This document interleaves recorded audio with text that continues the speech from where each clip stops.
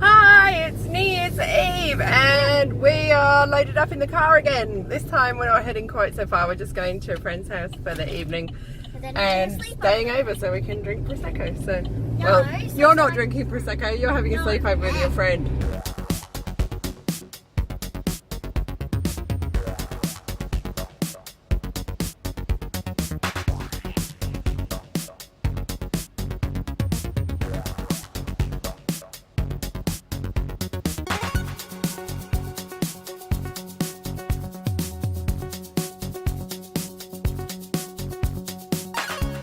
Happy New Year is 2019 somehow. I don't even know where last year went. It feels like it was 5 minutes ago we were celebrating New Year's Eve and saying it's 2018.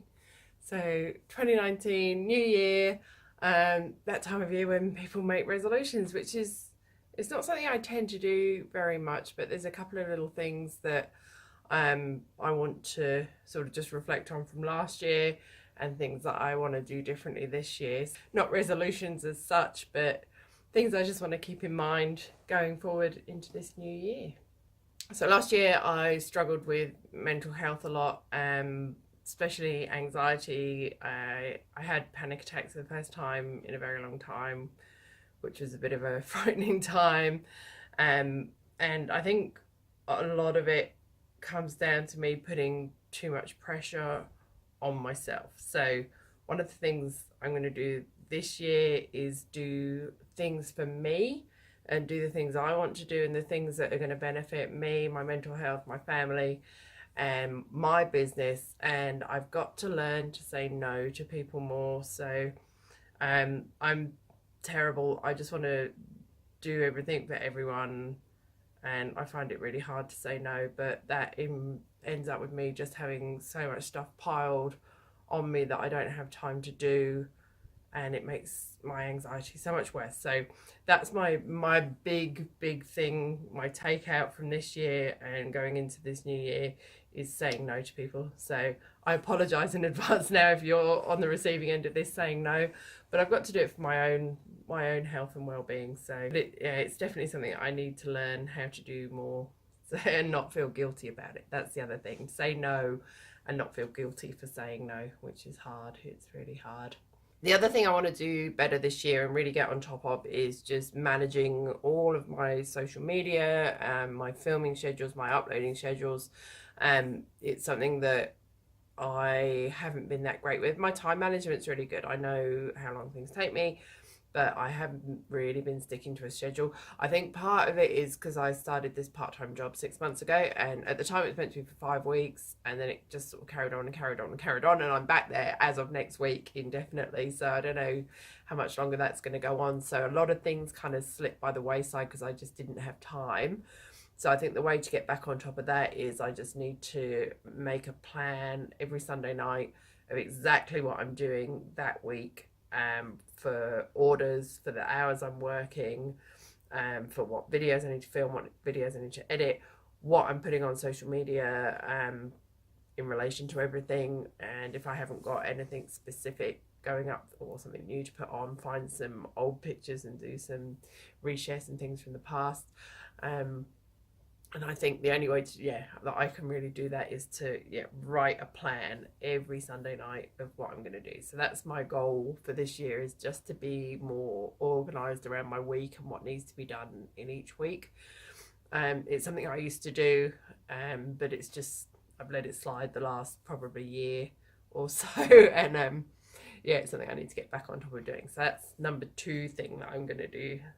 The third thing I want to do this year is to make more time for me. So to find time to do things that benefit my health and my mental health and things that I enjoy. Because at the minute I work part-time, then I'm filming, then I'm doing this. I don't really have any hobbies or anything that I do outside of all of that. So I want to make time to do things that I enjoy. So I love yoga. So one of the things I want to do is book in to do maybe even just a weekly yoga class again, something I really miss doing because I haven't had time to do it in the past few years. And just going for a walk just going for walks. I know I've spoken about this before. It helps my mental health so much more. But again, it's the first thing to go if I get busy. I just don't end up going for a walk.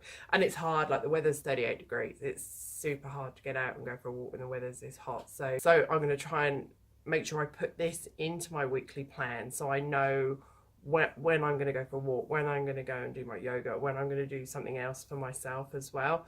So that's my 3 big things for the new year. Not really resolutions, but just little changes I want to make to my life. So saying no to the things that stress me out and make my mental health and anxiety worse. Planning every week a lot better, and making time for me to do the things that I enjoy and the things that help me relax and again, keep on top of my mental health. So comment down below, let me know what your plans are, what your resolutions are, the things that you want to change or improve or do differently in your life going into this new year. And I hope 2019 is an awesome year for all of us. Are you having fun, Max? There's no cat. No, I don't. Oh, it suits him. Max! Where are you? He's got his tail going at this end. Okay, we'll make a hide here. I'm guessing he's really happy in there, otherwise he'd leave. Hi. Hey, I know what I'm doing. Hi, Maxie. So Christmas is done. It's time to pack everything away. So the tree With the cat. The tree is bare, but the cats just think we've made a giant cat toy from them, taking everything down. Maxie, he's so happy. Oh, you little weirdo.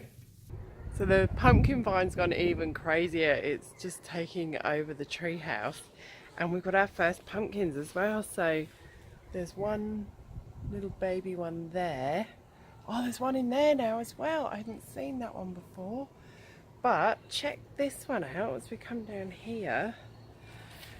Look, we've got a pumpkin hanging off the steps.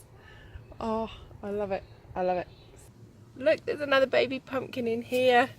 And there's lots more flowers, so hopefully we'll get a good crop. Oh, look, there's 2 more here now as well. Look, 1, 2 little babies starting there, and another one over there. What's in here? There's loads more flowers. There's probably more through the back that we can't even see at the minute as well. There's loads of tomatoes on the tomato bushes now as well, so it won't be long till they're ripe and ready to eat. And all of those flowers on the chilli plant have died off now and are starting to turn into chilies. So can't wait till we get our first lovely spicy chilies to eat. There's lots on this one too. Oh, the strawberries aren't doing so great because it's so hot at the minute. It's been high 30s for about the last week. So trying to sort of keep up as much water to everything as we can. That's my oregano. One of my chickens isn't looking so great. I think the heat's really got to her too. Hey, sweetie. The rest of you are okay. Alright, Sprinkles? Hopefully the weather will break soon and cool down a bit and she'll feel a bit better. So this afternoon I thought I'd film a quick video showing you how I make silk roses using these brass tools that I heat up. Partly because I think it's quite a fascinating process and hopefully you'll enjoy watching it, and partly because I haven't made a rose in a while. I'm a little bit out of practice, so I thought it would be a good time for me to just have a little play and get back into the swing of making them. So I've got some silk satin that I've stiffened, and I've got some silk paint as well, so I might just tint the edges of the petals really pale pink after I've cut them out. I've got my meths and my little burner, which is really rusty. I hope it's okay and it's going to work. I've got scissors, I've got my sandbag to shape everything in, my tools, and I'm good to go. So I'm just going to set up and get ready to film. I've got all my petals cut out and I've just dyed the edge of them just to this pale blush pink. It's quite subtle. So now I actually need to leave them to dry, and it's about 6 p.m. already, so I'm going to leave them to dry overnight, and then I will carry on making the rose and making the video in the morning.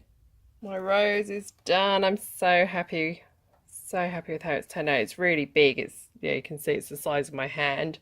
So I'm probably going to use this on a headpiece. So obviously you can vary the size of the pattern pieces to make the size of rose that you want to make. I made this one quite big because, yeah, I think it looked beautiful on a fascinator, maybe just with a birdcage veil and a couple of feathers. I think it'd be really pretty. You can see it's just got that lovely blush pink glow right on the edge. And by the time this vlog goes up, the video will already be up. So click the link above if you want to go and see the process of making this silk rose.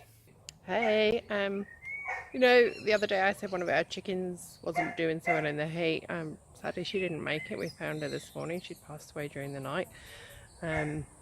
We don't know how old she was. We actually adopted her. We don't know how old she was when we adopted her. So she didn't seem to be sick or in any pain. She just got really slow in the heat. So I'm thinking maybe it was just old age, poor old thing. So, but her little buddies they've been looking for her, bless them, poor little things.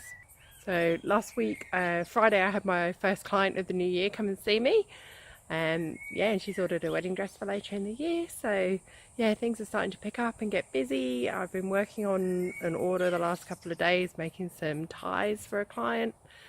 And yeah, so back into the swing of work, and I'm back at my part-time job tomorrow. But right now we are about to go to IKEA and pick up a few things there that we need. We're back from IKEA and we bought way more than we intended to, like every IKEA trip. And now we've got some help. So Jensen's helping and Max is just happy that we bought him a box. What else did we buy, Lil? You got a rug for your room that was on sale. I got new pillows. We got new... We only went for a whisk and a picture frame and a pillow, which we got, but we got a whole bunch of other stuff too, like every IKEA visit. But it's all super useful stuff, so... Are you helping or are you hindering, Lil? Oh, Both. Should we return it? Should we go, this isn't what we bought. So Lil loves IKEA flat packs because it's just like big Lego instructions. So she's getting pretty good at building these things. This is actually going to be our new drinks trolley. So we're going to put our gin and things on there just to free up some cupboard space because we don't have a lot of space in the kitchen. So this is our finished trolley and it's become a little portable bar. And it's freed up a whole bunch of cupboard space, which was the main aim of buying it. Cool, so that's it for this week. Have a great week and I'll catch you next week.